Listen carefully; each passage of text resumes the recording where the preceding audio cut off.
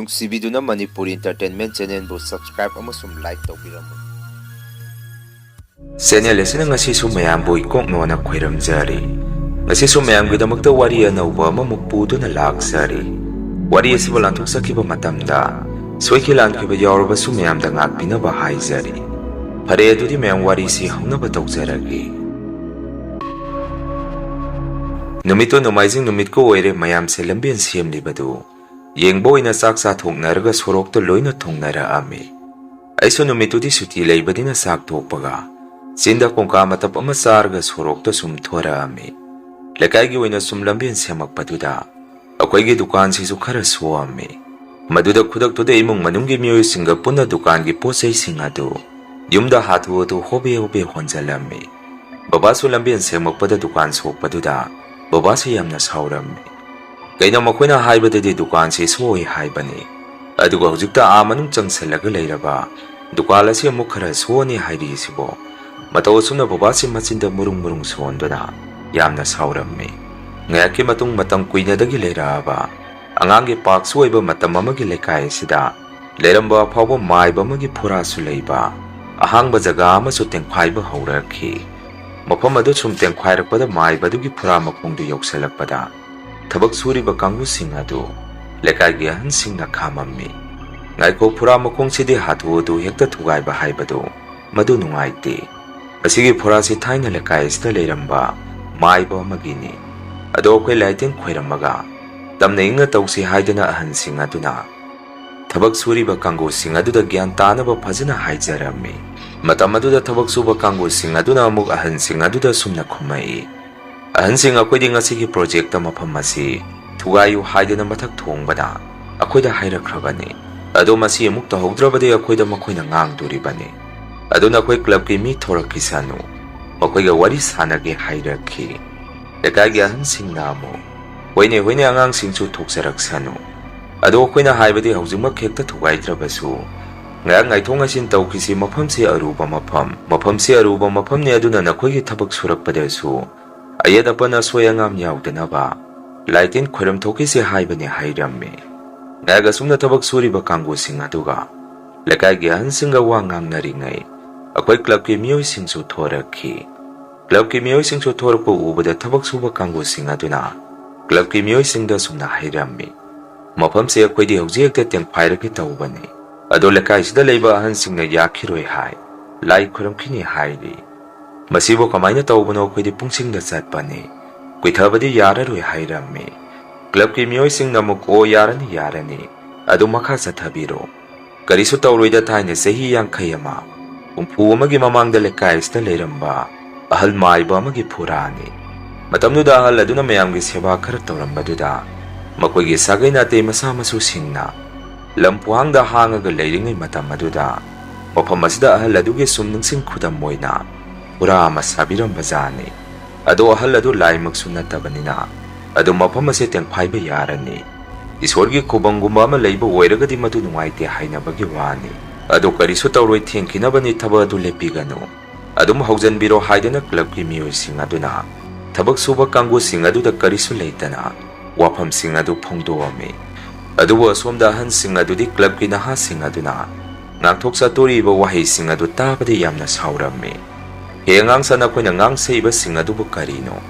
ꯅꯈꯣꯏꯁꯦ ꯂꯩꯀꯥꯏ ꯑꯁꯤꯗ ꯂꯩꯕ ꯃꯤꯕꯨ ꯃꯥꯟꯗ꯭ꯔꯦ꯫ ꯌꯦꯡꯉꯣ, ꯃꯤ ꯑꯇꯩ ꯑꯇꯣꯞꯄ ꯂꯩꯀꯥꯏꯒꯤ ꯀ꯭ꯂꯕꯀꯤ ꯑꯉꯥꯡꯁꯤꯡꯗꯤ ꯀꯔꯤꯁꯨ ꯂꯩꯇꯕ ꯎ ꯄꯥꯟꯕꯤ ꯑꯃ ꯌꯥꯟꯒꯦ ꯍꯥꯏꯔꯨꯕꯗ ꯃꯈꯣꯏꯗꯤ ꯎ ꯄꯥꯟꯕꯤ ꯑꯗꯨ ꯐꯥꯎ ꯌꯥꯟꯕ ꯌꯥꯔꯣꯏ, ꯌꯥꯅꯕ ꯑꯗꯨꯝ ꯇꯧ ꯍꯥꯏꯗꯨꯅ ꯊꯤꯡꯏ꯫ ꯑꯗꯨ ꯅꯈꯣꯏꯗꯤ ꯃꯑꯣꯡ ꯑꯃꯅꯤ, ꯊꯥꯏꯅꯒꯤ ꯂꯩꯔꯝꯕ ꯃꯐꯝ ꯑꯔꯤꯕ ꯄꯣꯠꯁꯛꯁꯤꯡ ꯑꯁꯤ ꯂꯥꯏꯑꯣꯏꯔꯕ ꯑꯇꯥꯡꯕ ꯄꯣꯠꯁꯛ ꯉꯥꯛꯇꯅꯤ꯫ ꯅꯈꯣꯏꯅ ꯃꯁꯤ ꯐꯖꯅ ꯁꯦꯝꯒꯠ ꯁꯥꯒꯠꯂꯕꯗꯤ ꯂꯩꯀꯥꯏ ꯑꯁꯤꯁꯨ ꯆꯥꯎꯈꯠꯇꯣꯔꯤꯕꯅꯤ꯫ ꯑꯗꯨꯕꯨ ꯑꯁꯥꯏꯗ ꯂꯩꯔꯤꯕ ꯑꯉꯥꯡ ꯏꯟꯈꯠꯂꯛꯄ ꯅꯈꯣꯏꯗꯤ ꯃꯗꯨꯒꯨꯝꯕ ꯋꯥꯈꯜꯂꯣꯟ ꯑꯃꯠꯇ ꯆꯦꯟꯗ꯭ꯔꯦ꯫ ꯅꯈꯣꯏꯅ ꯌꯥꯅꯤ ꯍꯥꯏꯗꯨꯅꯁꯨ ꯑꯩꯈꯣꯏꯅ ꯍꯥꯏꯔꯤꯁꯤꯅꯤ, ꯃꯐꯝꯁꯤ ꯂꯥꯏꯇꯤꯟ ꯈꯣꯏꯔꯝꯗ꯭ꯔꯤꯐꯥꯎ ꯊꯨꯒꯥꯏ ꯌꯥꯡꯈꯥꯏꯕ ꯑꯃꯠꯇ ꯌꯥꯔꯣꯏ ꯍꯥꯏꯗꯅ ꯂꯩꯀꯥꯏꯒꯤ ꯑꯍꯟꯁꯤꯡꯅ ꯏꯟꯈꯠꯂꯛꯄ ꯀ꯭ꯂꯕꯀꯤ ꯅꯍꯥꯁꯤꯡꯒ ꯃꯐꯝ ꯑꯗꯨꯗ ꯃꯔꯩ ꯑꯃꯨꯛ ꯇꯧꯅꯔꯛꯈꯤ꯫ ꯑꯗꯨꯒ ꯑꯃꯔꯣꯝꯗ ꯊꯕꯛ ꯁꯨꯔꯤꯕ ꯀꯥꯡꯕꯨꯁꯤꯡ ꯑꯗꯨꯁꯨ ꯃꯤ ꯎꯁꯤꯠꯇꯕꯒꯤ ꯆꯥꯡꯗ ꯃꯈꯣꯏꯁꯨ ꯀꯟꯅ ꯈꯟꯅꯔꯤꯕ ꯃꯔꯛ ꯑꯗꯨꯗ ꯃꯐꯝꯗꯨ ꯒꯣꯡ ꯒꯣꯡ ꯇꯦꯡꯐꯥꯏꯔꯛꯈꯤ꯫ ꯑꯗꯨꯒ ꯃꯥꯏꯕꯗꯨꯒꯤ ꯐꯨꯔꯥ ꯃꯈꯣꯡ ꯑꯗꯨꯁꯨ JCB ꯇꯧꯔꯒ ꯐꯨꯛꯄ ꯍꯧꯔꯝꯃꯤ꯫ ꯃꯇꯝꯗꯨꯗ ꯑꯉꯛꯄꯅꯤ, ꯐꯨꯔꯥꯗꯨ ꯊꯨꯒꯥꯏꯕ ꯍꯧꯔꯛꯄꯗ ꯃꯐꯝ ꯑꯗꯥꯏꯗꯨ ꯌꯨꯍꯥꯔ ꯍꯥꯕꯗꯧꯅ ꯅꯤꯛꯄ ꯍꯧꯔꯛꯈꯤ꯫ ꯑꯗꯨꯒ ꯅꯥꯀꯟꯗ ꯂꯩꯀꯥꯏꯒꯤ ꯄꯨꯈ꯭ꯔꯤ ꯑꯆꯧꯕ ꯑꯃ ꯂꯩꯔꯤꯕꯗꯨꯁꯨ ꯏꯁꯤꯡ ꯑꯗꯨ ꯏꯄꯣꯝ ꯅꯥꯏꯅ ꯆꯥꯎꯅ ꯆꯦꯜꯂꯝꯃꯤ꯫ ꯃꯗꯨ ꯄꯨꯝꯕ ꯀꯔꯤꯁꯨ ꯂꯩꯇꯅ ꯅꯝꯗꯅ ꯐꯨꯔꯥꯗꯨ ꯊꯨꯒꯥꯏꯕ ꯌꯥꯡꯈꯥꯏꯕ ꯇꯧꯗꯨꯅ ꯃꯐꯝ ꯑꯗꯥꯏꯗꯨ ꯇꯛꯊꯣꯔꯛꯈꯤ꯫ ꯃꯗꯨꯗꯒꯤ ꯂꯩꯀꯥꯏꯒꯤ ꯑꯍꯟꯁꯤꯡꯗꯨꯁꯨ ꯁꯥꯎꯗꯨꯅ ꯃꯌꯨꯝ ꯃꯌꯨꯝꯗ ꯃꯈꯣꯏꯁꯨ ꯂꯣꯏꯅ ꯆꯪꯅꯔꯝꯃꯤ꯫ ꯀ꯭ꯂꯕꯀꯤ ꯃꯤꯑꯣꯏꯁꯤꯡꯁꯨ ꯃꯁꯥ ꯃꯁꯥꯗ ꯀꯔꯤꯁꯨ ꯊꯧꯁꯥ ꯋꯥꯁꯥꯅꯔꯝꯗꯦ꯫ ꯑꯁꯨꯝꯗ ꯑꯩꯈꯣꯏ ꯕꯕꯥꯁꯨ ꯗꯨꯀꯥꯟ ꯈꯔ ꯁꯣꯛꯄꯗꯨꯗ ꯏꯁꯧ ꯂꯥꯡꯗꯨꯅ ꯂꯩꯔꯝꯃꯤ꯫ ꯅꯨꯃꯤꯠꯇꯨ ꯑꯗꯨꯝꯅ ꯃꯔꯥꯡ ꯒ꯭ꯌꯥꯟ ꯃꯦꯟ ꯇꯥꯗꯅ ꯑꯗꯨꯝ ꯍꯧꯈꯤ꯫ ꯅꯨꯃꯤꯗꯥꯡꯗꯨꯗꯁꯨ ꯗꯗꯥꯅ ꯕꯕꯥꯗ ꯑꯁꯨꯝꯅ ꯍꯥꯏꯔꯝꯃꯤ, "ꯕꯥꯖꯤ ꯁꯥꯎꯔꯅꯨ, ꯁꯨꯃꯥꯏꯅ ꯃꯌꯥꯝꯒꯤ ꯑꯣꯏꯅ ꯊꯕꯛ ꯇꯧꯔꯛꯄꯁꯤ ꯈꯔꯁꯨ ꯑꯃꯥꯡ ꯑꯇꯥ ꯌꯥꯎꯕ ꯇꯥꯕꯅꯤ꯫ ꯃꯁꯤ ꯑꯩꯈꯣꯏ ꯑꯁꯥꯏꯗ ꯅꯠꯇꯦ, ꯃꯤ ꯑꯇꯩꯒꯤ ꯂꯝꯁꯤꯡꯗꯁꯨ ꯁꯨꯃꯥꯏꯅ ꯌꯥꯝꯅ ꯊꯣꯛꯏ ꯍꯥꯏꯅꯩ꯫ ꯑꯗꯣ ꯉꯁꯥꯏ ꯐꯨꯔꯥꯗꯨ ꯊꯨꯒꯥꯏꯔꯛꯄꯗ ꯃꯐꯝ ꯑꯗꯥꯏꯗꯣ ꯂꯩꯕꯥꯛ ꯅꯦꯜꯂꯤ ꯀꯥꯏꯅ ꯃꯌꯥꯝꯅ ꯍꯥꯏꯅꯔꯤꯕꯗꯨꯕꯨ ꯆꯨꯝꯕ꯭ꯔꯣ ꯑꯩꯗꯤ ꯈꯪꯍꯧꯗ꯭ꯔꯦ꯫ ꯊꯕꯛ ꯆꯠꯊꯣꯛꯏꯉꯩꯗ ꯍꯥꯏꯗꯅ ꯗꯗꯥꯅ ꯑꯩꯈꯣꯏꯗ ꯋꯥꯔꯤ ꯇꯧꯔꯛꯈꯤ꯫ ꯗꯗꯥꯒꯤ ꯋꯥꯐꯝ ꯑꯗꯨꯗ ꯕꯥꯖꯤꯅ ꯑꯃꯨꯛ, ꯂꯩꯕꯥꯛ ꯅꯦꯜꯂꯛꯄꯗꯨꯗꯤ ꯈꯔꯕꯨ ꯐꯈ꯭ꯔꯦ꯫ ꯍꯥꯏꯕ ꯏꯟꯗꯕ ꯂꯥꯏ ꯇꯤꯟ ꯇꯤꯀꯦꯠ ꯂꯥꯏꯈꯦꯠꯄ ꯀꯥꯡꯕꯨꯁꯤꯡ ꯑꯗꯨ ꯃꯈꯣꯏꯒꯤ ꯊꯋꯥꯏꯗꯣ ꯃꯥꯡꯗ꯭ꯔꯤꯕꯗꯨ ꯌꯥꯝꯅ ꯐꯔꯕꯅꯤ꯫ ꯃꯐꯝ ꯑꯗꯨ ꯊꯥꯏꯅꯗꯤ ꯃꯤ ꯆꯪꯕ ꯉꯝꯅꯔꯝꯄꯣꯠꯇꯦ꯫ ꯍꯧꯖꯤꯛꯇꯕꯨ ꯃꯤ ꯍꯦꯟꯅ ꯇꯥꯟꯅꯔꯛꯄꯗꯒꯤ ꯀꯔꯤꯁꯨ ꯈꯟꯗꯕꯒꯤ ꯋꯥꯅꯤ꯫ ꯃꯐꯝ ꯑꯗꯨ ꯌꯥꯝꯅ ꯂꯨꯕꯅꯤ꯫ ꯃꯥꯏꯕꯗꯨꯅ ꯃꯥ ꯃꯁꯥꯅ ꯃꯐꯝ ꯑꯗꯥꯏꯗ ꯄꯣꯠꯂꯣꯏꯕꯤꯌꯨ ꯍꯥꯏꯔꯛꯄꯗꯒꯤ ꯑꯗꯥꯏꯗ ꯃꯁꯥꯗꯨꯁꯨ ꯑꯗꯨꯝ ꯃꯩ ꯊꯥꯈꯤꯕꯅꯤ꯫ ꯈꯪꯗꯦ ꯍꯧꯖꯤꯛꯀꯥꯟ ꯏꯟꯈꯠꯂꯛꯄ ꯅꯍꯥꯟ ꯑꯩꯈꯣꯏꯅ ꯇꯧꯔꯤꯕꯁꯤ ꯍꯥꯏꯔꯝꯃꯤ꯫ ꯕꯕꯥꯒꯤ ꯋꯥꯔꯤ ꯑꯗꯨꯗ ꯑꯩꯅ ꯑꯃꯨꯛ, ꯑꯗꯣ ꯕꯕꯥ ꯍꯧꯖꯤꯛꯀꯤ ꯃꯥꯏꯕꯁꯤ ꯊꯥꯏꯅ ꯃꯇꯝ ꯑꯗꯨꯗ ꯀꯃꯥꯏꯅ ꯇꯧꯒꯦ ꯍꯥꯏꯕꯗꯤ ꯃꯥꯁꯤ ꯌꯥꯝꯅ ꯍꯩꯕ꯭ꯔꯕ ꯍꯪꯉꯝꯃꯤ꯫ ꯕꯕꯥꯅ ꯑꯃꯨꯛ ꯍꯩꯕꯒꯤ ꯋꯥꯗꯤ ꯈꯪꯗ꯭ꯔꯦ, ꯑꯗꯨꯕꯨ ꯅꯨꯃꯤꯗꯥꯡꯗ ꯃꯌꯨꯝꯗꯒꯤ ꯁꯒꯣꯜ ꯑꯉꯧꯕ ꯑꯃꯗ ꯇꯣꯡꯉꯒ ꯈꯨꯜ ꯑꯅꯤꯁꯤꯗ ꯃꯤ ꯎꯗ꯭ꯔꯤꯉꯩ ꯍꯪꯒꯠ ꯍꯟꯗꯥ ꯊꯧꯔꯒ ꯁꯥꯟꯅꯩ ꯍꯥꯏꯗꯅ ꯄꯥꯎ ꯑꯃꯗꯤ తాꯏ꯫ ꯑꯗꯨꯒ ꯃꯥꯅ ꯊꯧꯔꯤꯕ ꯁꯒꯣꯜ ꯑꯉꯧꯕꯗꯨꯁꯨ ꯃꯌꯨꯝꯗ ꯂꯩꯕ ꯎꯗꯦ ꯍꯥꯏꯅꯩ꯫ ꯃꯗꯨ ꯃꯥꯏꯕꯗꯨꯅ ꯃꯥꯒꯤ ꯃꯍꯩ ꯖꯥꯗꯨ ꯇꯧꯔꯒ ꯁꯒꯣꯜ ꯑꯗꯨ ꯊꯣꯛꯍꯟꯕꯅꯤ ꯍꯥꯏꯅꯩ꯫ ꯃꯇꯝ ꯑꯗꯨꯗ ꯂꯥꯏꯔꯝ ꯇꯤꯂꯝ ꯀꯟꯕ ꯖꯒꯥꯁꯤ ꯃꯥꯏꯕꯗꯨꯅ ꯂꯥꯏ ꯈꯨꯔꯝꯃꯒ ꯂꯥꯏꯔꯝ ꯇꯤꯂꯝꯗꯨ ꯍꯦꯛꯇ ꯊꯩꯗꯣꯛꯑꯝꯃꯤ꯫ ꯈꯪꯗꯦ ꯃꯁꯤꯅꯤ ꯊꯥꯏꯅꯒꯤ ꯃꯇꯝꯗꯨꯒꯤ ꯋꯥꯔꯤꯅꯤ ꯍꯥꯏꯗꯅ ꯕꯕꯥꯅ ꯋꯥꯔꯤ ꯁꯨꯝ ꯇꯝꯃꯛꯈꯤ꯫ ꯑꯩꯅ ꯑꯃꯨꯛ, ꯑꯗꯨꯗꯤ ꯌꯥꯝꯅ ꯍꯩꯔꯦꯅ ꯃꯥꯏꯕꯗꯣ꯫ ꯑꯗꯣ ꯍꯧꯖꯤꯛ ꯃꯇꯝꯗ ꯐꯥꯎ ꯃꯥꯏꯕꯗꯨ ꯍꯤꯡꯖꯔꯝꯃꯒꯗꯤ ꯀꯌꯥꯗ ꯀꯥꯟꯅꯒꯗꯕ ꯍꯥꯏꯔꯝꯃꯤ꯫ ꯃꯇꯧ ꯑꯁꯨꯝꯅ ꯅꯨꯃꯤꯠꯇꯨ ꯕꯕꯥꯒ ꯋꯥꯔꯤ ꯈꯔ ꯁꯥꯟꯅꯔꯝꯃꯒ ꯑꯩꯁꯨ ꯐꯃꯨꯡꯗ ꯇꯨꯝꯕ ꯑꯗꯨꯝ ꯆꯪꯉꯝꯃꯤ꯫ ꯅꯣꯡꯉꯥꯜꯂꯛꯄꯗ ꯑꯩꯈꯣꯏ ꯏꯃꯨꯡꯒꯤ ꯃꯤꯑꯣꯏꯁꯤꯡꯁꯦ ꯉꯟꯇꯥꯅ ꯍꯧꯒꯠꯅꯔꯒ ꯌꯨꯝꯗ ꯑꯃꯠꯇ ꯂꯩꯔꯝꯗꯦ꯫ ꯑꯩꯁꯨ ꯏꯁꯥꯗ ꯄꯥꯈꯠꯄ ꯑꯃ ꯄꯣꯛꯑꯝꯃꯤ꯫ ꯀꯩꯅꯣ ꯉꯁꯤꯁꯤꯕꯨ ꯇꯨꯝꯕ ꯍꯧꯒꯠꯂꯛꯄꯗ ꯌꯨꯝꯒꯤ ꯃꯤ ꯑꯃꯠꯇ ꯂꯩꯔꯝꯗ꯭ꯔꯤꯁꯤꯕꯣ? ꯀꯔꯥꯏꯗ ꯂꯣꯏꯅ ꯆꯠꯅꯈ꯭ꯔꯕꯖꯥꯠꯅꯣ, ꯅꯠꯇ꯭ꯔꯒ ꯀꯔꯤ ꯇꯧꯕ ꯌꯥꯎꯔꯕꯖꯥꯠꯅꯣ ꯈꯜꯂꯝꯃꯤ꯫ ꯑꯁꯨꯝꯅ ꯑꯩꯁꯦ ꯇꯨꯝꯕ ꯍꯧꯒꯠꯂꯕ ꯃꯇꯨꯡ ꯃꯥꯏ ꯃꯤꯠ ꯕ꯭ꯔꯁ ꯇꯧꯕ ꯂꯣꯏꯔꯒ ꯊꯣꯡꯒꯥꯟꯗ ꯊꯣꯔꯛꯀꯦ ꯇꯧꯔꯛꯄꯗ ꯗꯗꯥꯒꯤ ꯅꯨꯄꯤ ꯑꯩꯈꯣꯏ ꯏꯇꯩꯃꯁꯤ ꯑꯉꯥꯡ ꯄꯝꯃꯒ ꯁꯣꯔꯣꯛꯇꯒꯤ ꯌꯨꯝꯂꯣꯝꯗ ꯆꯪꯉꯛꯈꯤ꯫ ꯃꯗꯨꯗ ꯑꯩꯁꯨ, ꯏꯇꯩꯃ ꯉꯁꯤ ꯀꯩꯗꯧꯅꯕ ꯌꯥꯎꯒꯦ?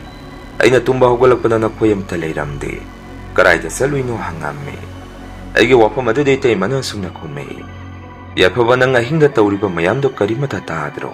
ꯌꯦꯡꯉꯣ, ꯉꯔꯥꯡ ꯑꯍꯤꯡꯗꯣ ꯃꯥꯏꯕꯗꯨꯒꯤ ꯐꯨꯔꯥ ꯃꯈꯣꯡ ꯑꯗꯣꯝꯗ ꯑꯍꯜ ꯑꯃ ꯀꯞꯄꯒꯤ ꯃꯈꯣꯟ ꯇꯥꯏ꯫ ꯃꯗꯨꯗ ꯑꯩꯈꯣꯏꯗꯤ ꯀꯤꯕꯗꯒꯤ ꯇꯨꯝꯅꯗ꯭ꯔꯦ꯫ ꯁꯣꯔꯣꯛ ꯃꯆꯤꯟꯗ ꯂꯩꯕ ꯃꯤꯁꯨ ꯇꯥꯕꯗꯒꯤ ꯊꯣꯛꯑꯒ ꯌꯦꯡꯉꯨꯕꯗ ꯑꯉꯧꯕ ꯉꯥꯛꯇ ꯁꯦꯠꯄ ꯑꯍꯜ ꯑꯃ ꯑꯩꯈꯣꯏꯒꯤ ꯂꯩꯀꯥꯏꯒꯤ ꯄꯨꯈ꯭ꯔꯤ ꯃꯄꯥꯜ ꯑꯁꯤꯗ ꯐꯝꯃꯒ ꯑꯗꯨꯝ ꯀꯞꯄꯒ ꯂꯩꯕ ꯑꯃ ꯎꯏ ꯍꯥꯏꯅꯩ꯫ ꯃꯗꯨꯒꯤꯅꯦ ꯑꯩꯈꯣꯏꯁꯨ ꯑꯌꯨꯛ ꯉꯟꯅ ꯂꯣꯏꯅ ꯍꯧꯒꯠꯅꯔꯒ ꯁꯣꯔꯣꯛꯇ ꯊꯣꯛꯎꯕꯅꯤ꯫ ꯑꯗꯣ ꯅꯪ ꯇꯥꯍꯧꯗ꯭ꯔꯤꯗꯣ ꯑꯃꯔꯣꯝꯗꯗꯤ ꯌꯥꯝꯅ ꯐꯔꯕꯅꯤ꯫ ꯑꯩꯈꯣꯏꯗꯤ ꯍꯣꯔꯦꯟ ꯇꯨꯝꯕ ꯀꯤꯔꯅꯤ ꯍꯥꯏꯔꯛꯈꯤ꯫ ꯑꯩꯅ ꯑꯃꯨꯛ, ꯑꯗꯨ ꯏꯇꯩꯃ ꯁꯣꯔꯣꯛꯇꯗꯤ ꯃꯤꯅ ꯀꯩ ꯍꯥꯏꯅꯍꯧꯒꯦ ꯍꯪꯉꯝꯃꯤ꯫ ꯏꯇꯩꯃꯅ ꯑꯃꯨꯛ, ꯁꯣꯔꯣꯛꯇ ꯃꯤꯅ ꯍꯥꯏꯅꯍꯧꯕ ꯍꯥꯏꯕꯕꯨ ꯑꯩꯅ ꯂꯩꯀꯥꯏ ꯑꯁꯤꯗ ꯃꯥꯏꯕ ꯑꯃ ꯂꯩꯔꯝꯃꯤ ꯍꯥꯏꯕꯗꯨ ꯃꯥꯒꯤ ꯊꯋꯥꯏꯃꯤ ꯃꯥꯜꯂꯤ ꯍꯥꯏꯅꯍꯧꯏ꯫ ꯍꯥꯏꯗꯤ ꯃꯥꯒꯤ ꯐꯨꯔꯥ ꯑꯗꯨꯁꯨ ꯂꯝꯕꯦꯟ ꯁꯦꯡꯃꯛꯄꯗ ꯂꯣꯏꯅ ꯊꯨꯒꯥꯏꯈ꯭ꯔꯦꯗꯅ ꯃꯗꯨꯗ ꯇꯧꯔꯛꯄ ꯃꯥꯜꯂꯤ ꯍꯥꯏꯅꯍꯧꯏ꯫ ꯑꯗꯣ ꯅꯪꯁꯨ ꯁꯣꯔꯣꯛꯇ ꯊꯣꯛꯎꯁꯣ ꯀꯩꯅꯣ, ꯃꯤ ꯃꯌꯥꯝ ꯑꯃ ꯂꯩꯍꯧꯕꯅꯤ꯫ ꯅꯈꯣꯏ ꯗꯗꯥꯒ ꯕꯥꯖꯤꯒꯁꯨ ꯂꯩꯍꯧꯕꯅꯤ꯫ ꯑꯩꯗꯤ ꯅꯈꯣꯏꯒꯤ ꯊꯕꯛ ꯆꯠꯅꯕ ꯆꯥꯛ ꯊꯣꯡꯕ ꯊꯦꯡꯈ꯭ꯔꯅꯤ ꯍꯥꯏꯗꯅ ꯑꯩꯗꯤ ꯆꯪꯉꯛꯑꯕꯅꯤ ꯍꯥꯏꯔꯛꯈꯤ꯫ ꯃꯗꯨꯗꯒꯤ ꯑꯩꯁꯨ, ꯍꯣꯏ ꯏꯇꯩꯃ, ꯑꯩ ꯉꯥꯏꯍꯥꯛ ꯊꯣꯛꯈꯤꯒꯦ ꯍꯥꯏꯔꯝꯗꯨꯅ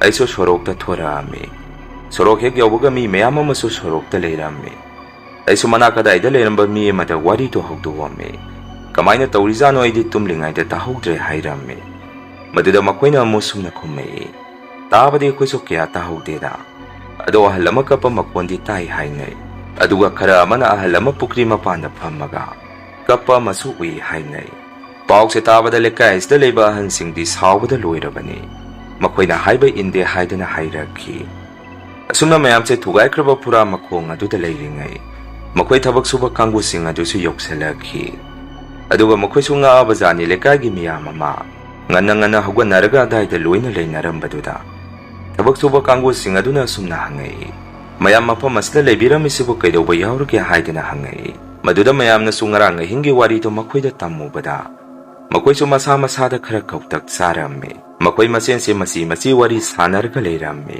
aisu ngahak mafam aduda leiramaga dukanda sangamme dukandana dadaga babaga leiramme maduda babana dadaga igada thabak satpa thengkrani yumda sango hairakhi dadaga igasu wari sana yumda sangamme matam aduda dadana engonda nanao wari sa tabada kizadro warena hinga mukapabadi phara ama tarani ne hairei aina mukhangde di tahaudrabanina adu dada makoi thabak suba kangusi kaisu tawroi ta zaro hangamme dadana mukkanana khangbado makoi su kibagi mawong da lehauri tudi ahan singna lai amukta khoiram thoki se haibado mayamna yaramagadi si thoi da bani phare do thoba ma laksani haidana ibani su yumda sangamme aduga saktoga khoi gi thaba dum sanaramme ona yumda thaba khalapagi matam aduda Auziki pura leiramba daida mi khara amu pullaga leiramme aicho yum sangdringai kari amuk tawrabazano haidana sangobada thabak suba ama pukri eduda kumaga makhud hamingai ising manungda ahal amagi mitam tari haidana thabak suba kangu sing adu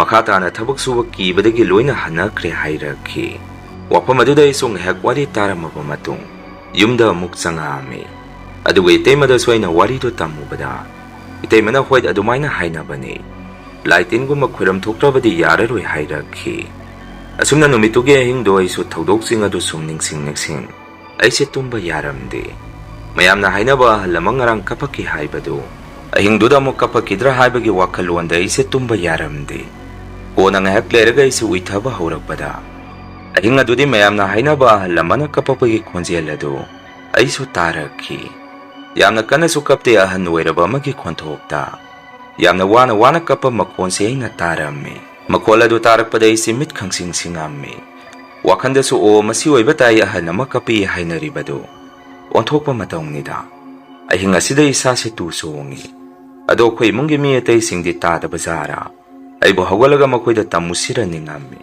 adu baba dada itai mamakoi su tarba male tumba hawna rapagi sanelama ina phangamme madudai su puklawna hawalaga dada gi ka da sangamme aduga sumna hairame dada siro kapi hairidu hangamme madudai tai mana mane haidana ngakno makhi matamaduda lekai da leiba hui singsi matang sana mari kappa hongna rakhi hui sing aduna kapak paduda amukke hena kiba helamme mathangi numit nong hengan baga mayam singarangi dumaina mapam aduda amuk loina thongna rakhi aduga karino tawriba mong matawsibo hainaramme mapam aduda lambian sembagi thabak suba kangu sing adusu Numitudi amata laknaramdi kona thengna nupa ama gari car ama tongaga koi mayam ki nakta sangsalakhi aduga mayamda sumna hairei sida thabak suramba sing adu mathang loina narga lehore aduna koi asai se mong amani yaraga de laitin amukta khuram thokna batau madu natrabadi makhata na mafam asida thabak subanga maron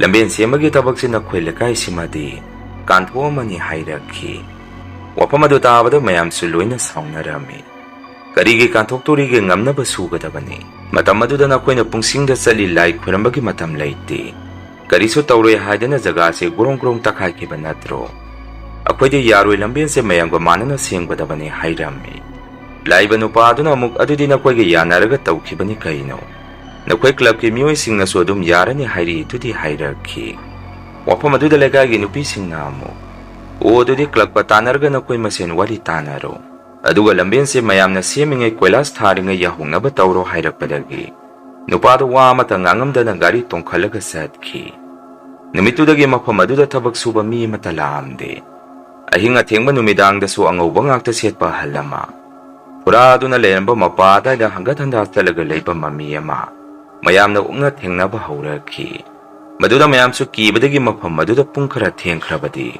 Mi mata sanaramde nong nigi matung pukri duda lekai nigi wai sing sokpa lakpa mi si nimit jamingba matamda pukri mapanda halama phamaga leiramba thengnabadagi lekai gi mi kaya ama wanthanaba yawngarakhi luribade ahal aduna kapakpaga lekai da leiba nupa singsi migi lamda gari accident thok tuna siba phau masing yamsalakhi maduda club ki mioi singso kijarakpadagi lekai gi ahal lamanda haijarame akoina khangda udabadagi tawkhiba ngaktani auditi lekai asi mamang khaiga manaraktrabanina akoya matoina punsannaraga mafam aduda Kari leibanodo laitin amukta khwairam thoksi hairami. Ahansing aduna club ki wadu tabada nungairaktabadagi. Fare nakoina hairabanina akang hai maiba kauraga. Kari tauksige do tanarasi haidana. Mayam puna mafam aduda maiba ma kauraga yenghanbada. Laiba maiba duna sumna hairakhi. Masidi thaina lakaisda leramba ahalamana sapongapani. Nakoina so hairidana ahaladugi puradu thugairubadagi taurakpani haidana. Madugini hauji koiribasi. Magi thawaido hauji asaida kocha salaga leire. Nongma nupi amagi mitam heklo nongmana ahalamagi mitam heklo. Sumaina saklon si sin-sinduna. Sida magi thawaido kocha salaga leire. Thengnaruba misu afaba oini thajate. Ado yengasi laitin khwairamaga haidana. Maibaduna mafamaduda lai khwairambirami. Adubu maduso kaya kanaba oiramde. Mahuksagu mafamaduda ahalamagi mitamda. Adum kocha salaga leirami. Marak asda lekaisda nisa saba yu thakpa. Kiba khangdaba misu leitaba natte. Numito lekaisigi bharada leiba yu yamna thakpa rikso thauba ahalama. Hojiki ahalasina numito da yu taptana thakzalaga. Yumlomda halakpa zani. Magi nupi angang singnadi magi hanagi matawdo. Madu tauranu lekaisi hojikti mahuksaga manadre. Asumna hairubada nupasina kaya thaksa wasate. Yu thakpa nisa sabagi hongnabi. Yung mina haiba watsa kaya lumna lawdaba zani. Numito mano yu taptana thakzalaga magi riksodo sum thaurga yumda halakpada.